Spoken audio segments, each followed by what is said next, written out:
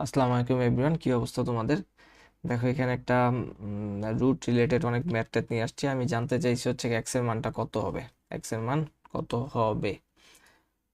তোমরা আগে একটু যেটা করতে পারো, ভিডিওটা পজ করে নিজের একটু ট্রাই করে অ্যান্সারটা বের করার চেষ্টা করো, তারপর হচ্ছে আমার অ্যান্সারের সাথে মিলাই নিও। এতে করে তোমাদেরও প্র্যাকটিস হবে, প্লাস তোমারটা হইলো কিনা সেটা তুমি লাস্টে মিলিয়ে নিতে পারবা।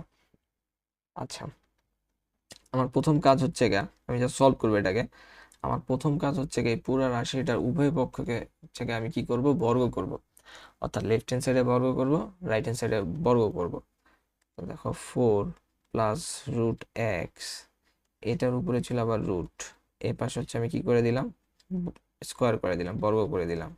এই পাশেও কি করে দিলাম, স্কোয়ার করে দিলাম।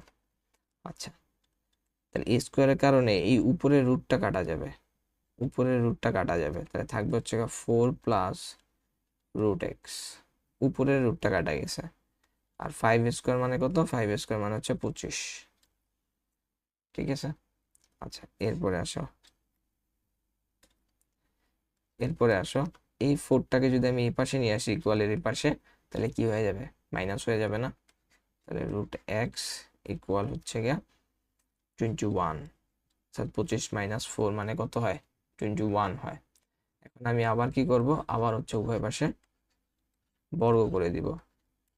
কেন বর্গ করব, এই রুটটাকে উঠানোর জন্য, এই রুটটাকে উঠানোর জন্য। তাহলে স্কোয়ার রুটে কাটা চলে যাবে, থাকবে হচ্ছে এক্স, এখানে থাকবে হচ্ছে 21 স্কোয়ার। 21 স্কোয়ার ভ্যালু যেটা হবে সেটা হচ্ছে অ্যান্সার। তাহলে 21 স্কোয়ার মানে হচ্ছে 21 ইন্টু 21, 112 ইন্টু 2, 4, 144। তো আমার অ্যান্সার হচ্ছে 441। এগুলো মানগুলো মুখস্থ থাকলে তোমাদের জন্য বেটার। আমার জাস্ট এটা মুখস্থ ছিল না দেখে আমি ক্যালকুলেশন করে বের করলাম আর কি। ঠিক আছে, তাহলে 441, 21 স্কোয়ারের মান হচ্ছে 441। এটাই হচ্ছে আমাদের অ্যান্সারটা। আশা করি বুঝাইতে পারছি এই ধরনের ম্যাথ, ম্যাথ না তো ক্যালকুলেশন আর কি, কিভাবে করতে হবে। তো এখানে এক্স এর মান হচ্ছে 441।